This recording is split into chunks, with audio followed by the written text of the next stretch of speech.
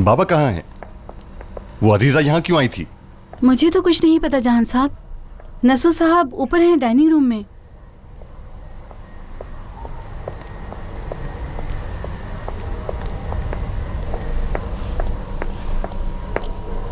खिजर साहब क्या हुआ है?